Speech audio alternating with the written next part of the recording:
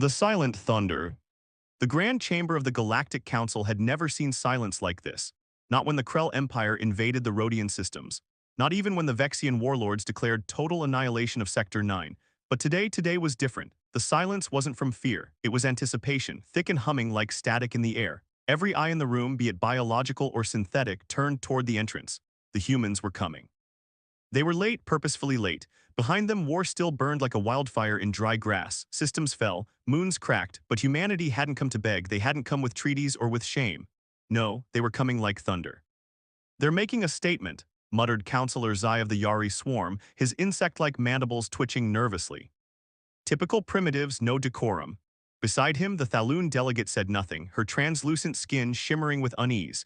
Everyone remembered what the humans did to the Drex Armada. That fleet was supposed to be unbeatable until Earth answered with fire and madness. The ornate doors hissed open. They didn't walk in with a parade or a peace envoy. 3 humans entered, that was all. No banners, no music, just 3 figures in military black dusted with ash and blood. The tall one in the middle walked like he owned the stars. His face was half covered with a burn scar. And yet it was his eyes that unsettled everyone, calm, cold, calculated, like he had already judged every species in the room and found them lacking.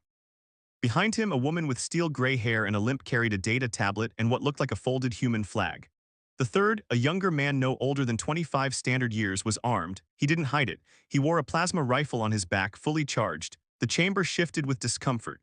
Weapons weren't allowed, but no one spoke. The lead human stepped onto the central platform, which hovered above the rest of the council like a throne for those who believed they had the right to speak.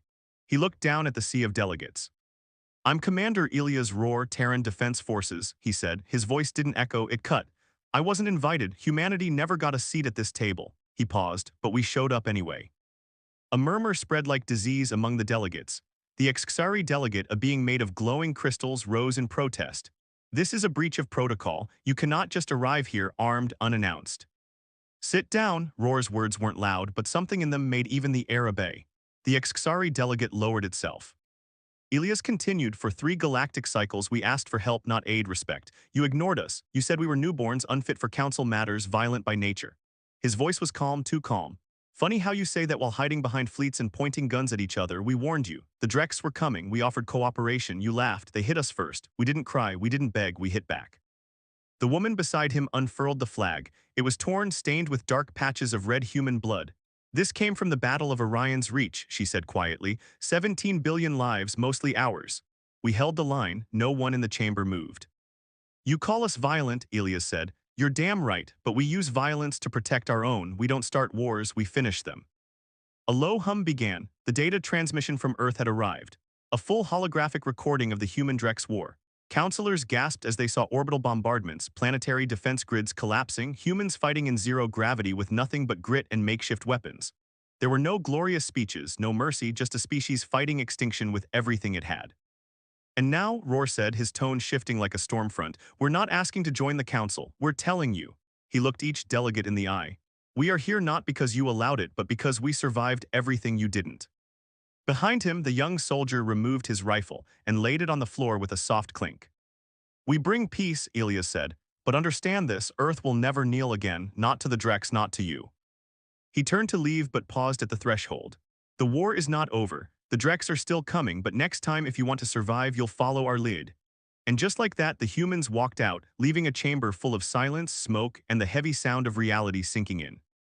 The silence lingered long after the humans left. It wasn't just shock. It was fear. No one dared to speak first, as if breaking the quiet might draw that same wrath upon them. For the first time in centuries, the Galactic Council wasn't the most powerful force in the galaxy. That title now belonged to the ones who just left the room without permission. In a back chamber, Counselor Cell of the Thaloon Confederacy stared at the replay of Ilias Roar's speech. She watched it 3 times, each time slower than before. The humans hadn't brought an army. They had brought something worse: certainty. She tapped her comms. "Send word to the home world. Begin immediate analysis on Terran military growth and get me their war logs from Orion's Reach. All of them." "But Counselor," her aide buzzed, "accessing human combat data is nearly impossible. They've encrypted it with quantum keys. Breaking it would take years." Sarl's expression hardened. "Then we better start now." Elsewhere in the Council's spire, a different reaction was unfolding. Ambassador Kurth of the Krellal Dominion was laughing loudly. The sound of a Krell laugh was like a meat grinder filled with gravel, but that didn't stop him from enjoying it. "Oh, this is rich," he bellowed, slamming one of his massive hands on the table. "Did you see their eyes, the cold, the fury? That, my friends, is a species ready to dominate." His adjutant tilted its head. "Should we consider an alliance?" Kuroth snarled. "Not alliance, observation. Humanity is useful like a loaded weapon, but you don't hand a loaded weapon to a child. You watch, you wait, and when they turn the barrel on you, then you decide how much trust was worth." Across the galaxy, word spread fast. Even species that had never attended the council now tuned in. Pirate lords in the Kellan expanse whispered about human tactics. Smugglers discussed the sudden, terrifying efficiency of Terran warships. On mining colonies and distant moons, small children replayed Roar's speech as a lesson in strength. Back on Earth, the homefront was burning, not literally but close. The victory at Orion's Reach came with a cost no one could truly process: 17 billion lives, most of them civilians caught in Drex firestorms, cities gone, oceans poisoned. The Terran government had tried to keep the images under wraps, but grief leaks. Rage does too. In the underground shelter city of New Sydney, Roar walked through a crowd of survivors. No guards, no fanfare, just the boots of a soldier who never truly came home. A child stopped him. She couldn't have been older than 7. She clutched a stuffed animal, burned on one side, and looked up at him with wide, hollow eyes. "Did we win?" she asked. Roar crouched. He wanted to lie. He really did. Instead, he said, "Not yet, but we will." The girl nodded like she understood more than any child should. Afterward, Roar met with his inner circle generals, fleet commanders, intelligence officers. The room was a former hospital basement. Now it was command central for what was left of Earth's top brass. "Status?" he asked. General Mora, a woman with a steel plate covering half her skull, replied, "The council's a mess. Half of them fear us. The other half want to recruit us for their own wars. But the Drex aren't done. We have confirmed fleets gathering in the shadow zones of Sector 12. "How long?" Roar asked. 3 weeks, maybe less." Admiral Singh, the youngest fleet admiral in human history, leaned forward. "We can't defend Earth again, not like last time. But if we go there, if we take the fight to them, we might not have to." A long silence followed, then Roar nodded. "Prepare the offensive, mobilize the Orion-class carriers, and I want intel on any species willing to fight with us. Not above us, not for us, with us." He looked around the room. "We gave the Council a warning, now let's give the Drex a message." And somewhere deep in the cold void between stars, a new Terran fleet began to awaken. Quietly, like a storm pulling breath before it breaks, the Orion-class carriers drifted like ghosts through the void, engines on minimal output to avoid detection. Sleek, dark, and massive, these ships were humanity's final answer to extinction. Each one carried enough firepower to sterilize a planet. But what made them terrifying wasn't just the weapons. It was the crew: veterans, survivors, people who had already lost everything and had no intention of losing again. Commander Elias Roar stood on the bridge of the TDS Retribution, his eyes fixed on the star map floating before him. Red dots blinked in growing clusters. Drex fleets assembling, waiting to strike. But now humanity wouldn't wait. "We strike first," he muttered. His second-in-command, Captain Leona Vex, nodded. "All fleets report ready, stealth systems holding. Operation Widow's Bite is green-lit." "Then light the fuse," Roar said. Back on the council world of Gallus Prime, news of humanity's impending offensive reached the chambers like a tidal wave. The Yari delegates hissed in outrage. The Vajan diplomats demanded emergency hearings. Even the usually neutral Thaloon issued a formal statement of deep concern. But concern wasn't action. "They're provoking the Drex," Councillor Zwed exclaimed. "This could destabilize half the quadrant." Councillor Cyril leaned forward, eyes sharp. "They're not provoking anyone, they're surviving, something most of us haven't had to do in centuries." Zwed scoffed. "We should sanction them." "And do what?" Cyril snapped. "Find them, embargo them, they don't trade with us, they don't need us. We had our chance to work with Earth and we spat in their face. Now we either get out of their way or we get trampled." Across the galaxy, other races were starting to make choices. The Martaxi nomads, long isolated and fiercely independent, sent a message of solidarity to Earth. "We recognize strength, we recognize pain, you are not alone." The Korgan mercenary clans, who once refused Terran contracts, offered free services to human commanders. Free, that had never happened before. And even within the Drex Empire, something was shifting. In the outer territories, rebel factions, once too weak to defy the Drex war machine, now whispered about the humans. They passed around decrypted clips of Terran soldiers walking through burning cities, pulling civilians from rubble with bare hands. They played audio of Roar's speech like it was scripture. If they can fight the Drex, one rebel commander said, maybe we can too. But while hope stirred across the stars, vengeance brewed in silence. The Drex warlords were not accustomed to resistance, let alone defeat. The loss at Orion's Reach was not just a military failure, it was a personal insult to their supremacy. In the cold halls of their capital ship, bloodlit, Sovereign High Marshal Krax surveyed the reports. He watched the footage of Terran forces overrunning his elite units. He studied their weapons, their movements, their rage. They are flawed, he growled, weak flesh and broken worlds, but they fight like cornered beasts. Permission to retaliate, asked his strategist, a multi-limbed creature named Vase. Retaliate, Krax's eyes glowed. No, we exterminate. He tapped the star map. Target their outer colonies, scorch them, leave nothing breathing, then we go for Earth, and this time no survivors. The Drex armada began to move, engines roaring like demons set loose, but humanity was ready. Inside the TDS Retribution, Roar received the intel within minutes. The Drex weren't hiding anymore. They were coming fast, direct, full of pride and fury. Just as we wanted, he whispered. Captain Vex smirked. You think they've fallen for it? They're Drex, he said. They can't not fall for it. The Terran fleet scattered, not in retreat but in strategy. Ghost ships, trap zones, cloaked mines disguised as derelict transports. Every inch of space between Earth and the Drex invasion path had been turned into a graveyard waiting to happen. Roar turned to his crew. They think we're prey, let's make them choke on it. As the countdown to war began again, every human alive, whether in bunker, ship, or refugee shelter, felt it. Not fear, resolve. This time humanity wasn't fighting for survival, they were fighting for vengeance. The trap was set. In the black stretch of Sector 12, where starlight barely reached and debris fields drifted like frozen graves, the Drex fleet advanced with brutal confidence. Hundreds of warships, massive spiked monstrosities powered by fusion cores the size of buildings, swept through space in formation, shields humming, weapons charged. But what they didn't realize was that they were already inside the kill box. The TDS Retribution floated dark and silent behind a shattered moon, one of many human warships hidden in the void. Power levels were at minimal, heat signatures masked. Every crew member was quiet, eyes glued to their displays, breaths shallow like prey waiting for the right moment to strike back. Contact, whispered Captain Vex. Drex heavy cruisers entering primary field. Let them come, Roar said, voice low but sharp. We want them to feel safe. All across the sector, similar whispers passed between human vessels. Not one command barked, not one order shouted. This wasn't chaos, it was choreography. The Drex moved closer. Their scanners showed nothing but wreckage and dead systems. To them, this was just a cleanup mission, a final burn. And then the stars exploded. A ripple of energy erupted from a derelict mining barge, except it wasn't a barge. It was a converted EMP drone ship loaded with anti-shield disruptors. In seconds, 20 Drex ships lost power, flickered, and went dark. Before they could respond, hell fell on them from above. Human destroyers dropped out of stealth and formation like wolves on a wounded herd. Rail guns fired tungsten rods at supersonic speeds, punching through hulls like butter. Plasma bursts arced in elegant surgical bursts. No screams, no mercy.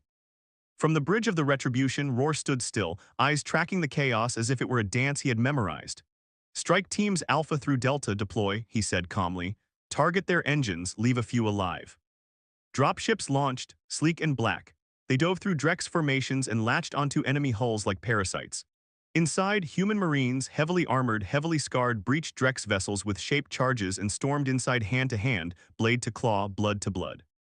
In one such battle aboard a Drex battlecruiser, Sergeant Naira Wells charged through the smoke, her sidearm empty, her face cut from cheek to jaw.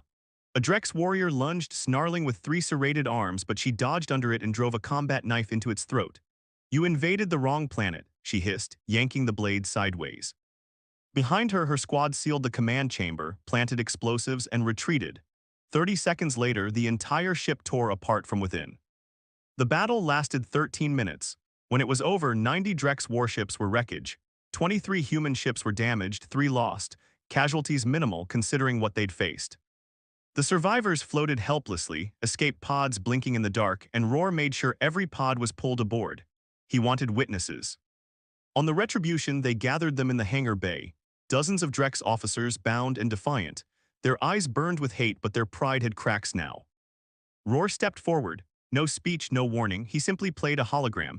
It was footage of the colony on Carthos 4, the one the Drex had incinerated, civilians screaming as firestorms engulfed buildings. Children buried under rubble, medics dying with patients in their arms. The Drex prisoners watched in silence. Some growled, others looked away. "You thought we'd forget?" Roar asked, no answer. "You thought we'd beg?" He stepped closer to one of the high-ranking Drex officers, a general based on the ceremonial armor. "You don't understand us yet," Roar said. "You thought we were like the others, fragile, disorganized, merciful." He leaned in, "But we are the monsters you made." Without another word, he turned and walked away, leaving the Drex to sit in silence as the screams of their own war echoed around them. That night, across every Terran fleet, there were no celebrations, no songs, just silence, because they knew this was only the beginning. Roar didn't sleep that night. He stood alone in the observation deck of the Retribution, watching the wreckage of the Drex fleet drift through space. It looked peaceful from here, almost beautiful burned-out husks of warships, their twisted metal bodies lit softly by dying stars. But he knew better. Every one of those ships had once carried soldiers who laughed when they torched civilian colonies, who called it cleansing, who posted trophies of Terran skulls on their black market channels. Now they floated like corpses in a forgotten graveyard, and even that didn't feel like enough. "You did what had to be done," said a voice behind him. "He didn't turn, did I?" Captain Leona Vex stepped up beside him, her reflection flickering faintly in the glass. "They butchered our people. You hit them back harder. That's what war is." "No," Roar said. "That's what they think war is. For us, war was survival, but I think we're starting to enjoy it." Vex didn't respond, and that silence said enough. In the following days, Terran forces advanced quickly. Without their fleet, Drex outer colonies fell like dominoes. One by one, human strike teams landed, liberated prisoners, destroyed weapons caches, and pulled out before reinforcements could arrive. Every victory was a message. Every burning Drex symbol was a declaration. Humanity does not kneel. But even as the Drex crumbled on the outside, they rotted faster on the inside. Inside the Empire's core systems, rebellion spread like fire. Species long enslaved under Drex rule, Karnans, Jelari, even Drex defectors took up arms. They didn't fight for humanity. They fought because, for the first time in centuries, someone had punched the monster in the mouth and lived to tell the tale. On the liberated moon of Shavel, an underground broadcast aired across hidden channels. A Karanan leader in cracked armor spoke directly to the camera. "Earth didn't ask permission, they didn't wait for treaties, they acted, and in their fire we found hope. The Drex can bleed, let's make them drown." Roar watched the broadcast from orbit. He should have felt pride, maybe even triumph, but all he felt was exhaustion. The cost weighed on him every minute. The faces of the dead never left him. Soldiers, civilians, allies who trusted him.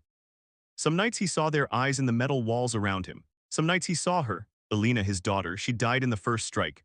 One of the many wiped from existence when the Drex glass nuked Boston. He hadn't even found her body, just a necklace, charred, half-melted. And when he touched it now, alone in his quarters, he wasn't a commander. He was just a father with nothing left but fury. A soft chime broke the silence. "Vex again. They've responded," she said. "The Galactic Council," he blinked. "Responded to what?" She hesitated. "They want to negotiate." That made him turn. "Negotiate what? We didn't ask for anything." "They're proposing a ceasefire, not with the Drex, with us." The word burned in his mouth. A ceasefire? Are they afraid we'll go further? "They're not just afraid," Vex said. "They're terrified." Roar leaned back, eyes cold. They sat silent while Earth burned. They ignored our pleas. They watched as children screamed under firestorms, and now they want to talk. They're offering council seats, trade routes, military support, everything they withheld before. He laughed once bitterly. "We bleed, and then we're valuable. Isn't that the story of humanity in every damn corner of the universe?" "What do we tell them?" Roar didn't speak right away. Then slowly he said, "Tell them Earth will attend their council again." Vex raised a brow. "Under what terms?" "No terms," Roar said. "We'll go as guests, as equals." He paused, eyes narrowing. "But we'll arrive late. Let them wait. Let them sweat. Let them remember that war echoes behind us." He stood back straight, voice firm. "And this time we're bringing ghosts." The Galactic Council chamber on Gallus Prime had never been this silent. Not during the secession of the Threx Union. Not during the outbreak of the Boers. Not even during the collapse of the Lurvan Treaty. But today, silence wasn't diplomatic. It was fear. The humans were coming. Every dignitary, ambassador, and high-ranking official knew it. They didn't say it aloud, but it passed between them like an unspoken prayer. Humanity, once dismissed as primitive upstarts from a fringe planet, was arriving as a force no one could ignore anymore. They had burned through the Drex fleets. They had turned a war of survival into a campaign of dominance. And now they were showing up at the heart of galactic politics not as supplicants, but as a reminder. At the central podium, council speaker Thavon adjusted his ceremonial robes and cleared his throat. Let us maintain order. The Terran delegation is en route. Let us show unity. But unity didn't come easy when the walls themselves trembled with the sound of Terran dreadnoughts descending into orbit. And then the door opened. First came the Marines, heavily armored, weapons holstered but visible, eyes scanning every shadow. No salute, no smiles. They were not here for ceremony. They were here for security. Next came the diplomats, not bureaucrats, not negotiators in soft robes or ceremonial silks. These were former officers, ex-soldiers, survivors, hardened men and women with Terran fleet medals still pinned to their chests. Their presence said everything. We are not here for approval. And then Commander Elias Rohr entered, black uniform. No medals, no rank insignia, just a scar running down the left side of his face, and the cold, unreadable stare of someone who had walked through hell and come back holding the devil's skull. Every eye turned. Even Counselor Cyril, the one who had supported Earth from the beginning, sat frozen as Rohr's boots echoed across the polished floor. He didn't bow, he didn't offer thanks. He simply stepped to the center, looked around, and said, "You called us here. Speak." Speaker Thavon cleared his throat again, this time more shakily. "Commander Rohr, it is our understanding that hostilities between your forces and the Drex Empire have reached a volatile escalation. The Council believes it is in everyone's interest to stop us," Rohr interrupted flatly. "You want to stop us?" Thavon hesitated to contain the damage. Rohr's jaw clenched. "Damage? You watched our worlds burn and called it a border dispute. You labeled refugee cries as unverified distress signals. You ignored every report we sent, every plea. Now that we've hit back, you call it damage." A Vajan delegate shifted in his seat. "You've destabilized the balance of power." "There's no balance," Rohr snapped. "There's predators and prey. For a long time humanity was prey, but we're done bleeding." The chamber went cold. Then slowly Rohr opened a data slate and transmitted a projection to the center of the room. It was a list, Drex colonies, every known system, beside each name a red icon. The room shifted uncomfortably. "These are Drex strongholds," he said. "Factories, shipyards, breeding camps, sites of war crimes. We're going to dismantle them, all of them." A Julie delegate hissed, "You mean to erase them?" "No," Rohr said, "we mean to end them." Speaker Thavon raised his hands. "Surely there is a diplomatic path." "Diplomacy died when the Drex incinerated children's hospitals," Rohr growled. "Now we show them what death really looks like." "But—" Rohr stepped forward just one step, but the movement made half the chamber tense. "You had your chance," he said. "You chose silence, we chose war, and now you want to leash us." He looked around slowly. "No." He tapped his slate. A second file loaded, this time showing fleet movements, Terran alliances, rebel factions joining the cause, mercenaries signing on, former slaves rising with human-supplied weapons. "The galaxy is changing," Rohr said, "and we're not asking for permission anymore." Then he stepped back, the chamber was frozen, not one word spoken, and Rohr, without another glance, turned and walked out. Behind him, the human delegation followed, silent, unified, unbreakable. Back on the Retribution, as the Terran fleet began to rise from the planet's orbit, Vex approached him on the bridge. "They didn't say a word after you left." "They will," Rohr said, "eventually." She nodded, "And if they don't?" He looked out into the stars, voice low and final. "Then we'll teach them the same lesson we taught the Drex." The war changed after Gala's Prime, not because the Council passed new sanctions or declared a ceasefire, not because the Drex sued for peace or asked for terms. No, what changed was fear. And who held it? For centuries, the Drex Empire had ruled with terror. They conquered planets with firestorms and chemical clouds, razed cities to ash, and enslaved whole species beneath their clawed boots. Fear was their weapon. But now fear had a new name: humanity. The campaign shifted into something uglier, bloodier.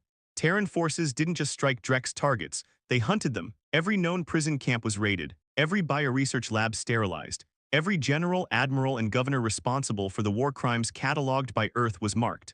No court, no trial, justice. They called it the list, and Rohr made sure it was public. Every name, every face, every date and place of atrocity. The message was clear: there is nowhere in this galaxy you can hide where we won't find you. At first, the Drex resisted hard. In system after system, they threw everything they had at the humans. Bioweapons, stealth cruisers, even suicide fleets, but nothing worked because the humans weren't playing by old rules. They learned faster, adapted quicker, fought like cornered animals with nothing to lose and everything to avenge. One night in the ruined Drex capital of Balor, a special ops team led by Sergeant Naira Wells breached the old High Command vault. What they found wasn't gold or tech, it was files. Archives from decades of Drex domination, files on slavery, torture, secret deals with council species who had quietly profited off Drex conquests. And those files, they were sent to every corner of the galaxy. Suddenly, it wasn't just humans fighting. It was everyone the Drex had wronged. Former Drex allies turned their backs, mercenary factions defected. Even some of the younger Drex, those born during the war, began to question the Empire's lies. Inside the Terran fleet, the tone shifted too. The hunger for vengeance began to hollow into something colder, something heavier. Not everyone celebrated the killings. Not every soldier could sleep at night. Roar noticed it most in the eyes of his crew. They didn't speak of the dead anymore, didn't toast victories, just long stares, mechanical movements, rage slowly turning into emptiness. On the Retribution, Vex cornered him in the command briefing room. "We're winning," she said, "but we're not living, not anymore." Roar didn't look up from his reports. "You think I don't see it?" she pressed. "The way they move like ghosts, the way you haven't slept in days." He finally looked at her. "We're making sure this never happens again." "At what cost?" He said nothing. She stepped closer. "You're turning us into them, Ilias." That made him flinch, but only for a second. Then he stood, voice low and sharp. "They came to our world, they butchered our people, they burned our homes, and the galaxy watched. If we stop now, if we soften, they'll do it again. Someone always will." She stared at him for a long moment. "Then what happens when there's no one left to fight?" He didn't answer because he didn't know. Out in the stars, the final phase of the war was beginning. The Drex's home world, their last stronghold, their fortress, their origin. He could already hear the orders being prepped, the fleets moving, the orbital stations being scouted. But deep down, beneath the layers of steel, scars, and resolve, Roar felt something else. Doubt. Not about victory was guaranteed, but about what would be left of them when it was over. Because in every war, there's a moment when the hunter looks in the mirror and sees the monster staring back. And maybe, just maybe, that moment was closer than anyone wanted to admit. The skies above Drexar Prime looked like the end of time. A boiling storm of ships, lasers, kinetic missiles, and falling debris churned in orbit. Terran dreadnoughts ripped through the final line of defense like gods wielding thunder. Drex defense platforms cracked apart in nuclear bursts. Escape pods scattered like ants. Many of them vaporized before they could even clear the atmosphere. Below, the planet burned. Cities once declared unconquerable lay in ruin. Statues of Drex emperors who once fed prisoners to beasts for sport crumbled under orbital strikes. Entire regiments of elite Drex shock troops were overwhelmed by rebel factions armed with Terran rifles and decades of fury. It wasn't just a military campaign, it was a reckoning. On the bridge of the Retribution, Commander Elias Roar stood watching it all through the forward viewport. No satisfaction, no pride, just silence. He had given the order hours ago. No survivors in high command bunkers. The rest would be given the chance to surrender once the symbol of Drex's power was erased forever. And now the bunker was breached. "Sir," came a voice from the comms. It was Sergeant Naira Wells, Ground Team Alpha. "We've secured the last target. Primary confirmed dead, executed by his own guards, the Empire. It's done." Roar nodded, barely a motion. "You did well, Sergeant." But she didn't disconnect. Her voice, usually steel, cracked. "Sir, there's something else. You need to see it." 2 hours later, Roar was in the ruins of the Drex Central Command Vault. The walls were blackened with fire. The ceiling collapsed in places, but the data cores still glowed faintly. Wells led him past a row of containment cells, tiny, dark, quiet. He stopped. Inside were children, not human. Drex. Small, sickly, barely clothed, eyes wide with terror. "We found dozens," Wells said softly. "Half of them experimented on, augmented, conditioned for suicide missions against us. The other half, I don't even know." Roar stared at them. One child, barely old enough to stand, clutched a broken ration pack like it was a doll. "These aren't soldiers," he muttered. "No, sir." He stepped back as if the walls themselves were collapsing in on him. This was who we were fighting, and now we've become the thing they feared." Wells looked at him. "What do we do?" For the first time in months, Roar had no order, no protocol, just a broken, flickering sense of clarity. He knelt in front of the nearest child, reached into his jacket, and slowly handed over a protein bar. The child flinched, then hesitantly took it. A second later, the others swarmed him, not with fear but hunger and trust. "They're not our enemies," he whispered. "Not yet." Back on the Retribution, the announcement came through. The Galactic Council had convened. In a unanimous vote, they had declared the Drex Empire disbanded. All of its territories were to be split among liberated species. War crime tribunals would begin immediately, and Earth was granted not just a council seat. It was given a veto, the strongest voice in the room. Roar stood in the council hall a week later, staring at the sea of representatives. He didn't wear a weapon, no armor, just a simple dark suit, a silver pendant in his palm, Alina's necklace cleaned and whole. He spoke only once. "We didn't come to rule," he said, his voice steady. "We came to survive." But survival became revenge, and revenge nearly became genocide. He let the silence breathe. "Let history record this as the day we stopped, before we became what we fought, before we lost what made us human." And with that he walked away, no applause, just silence. Later that night he stood on a quiet ridge outside the rebuilt colony of New Boston. The stars were clear. The sky finally wasn't burning. Captain Vex joined him. "They're rebuilding," she said, "everywhere, even Drexar. They're sending doctors, engineers, teachers." Roar didn't answer. "They're following your example," she added. He looked at her then, tired but peaceful. "No," he said, "they're doing better, that's the point." Far above them, Terran ships began to return home. Their war was over. And humanity didn't conquer the stars, they survived them, they changed them. And for the first time since the first Drex ship darkened Earth's sky, they could finally breathe. Even if the echoes of war still whispered in the silence, they would never forget, but they would never be prey.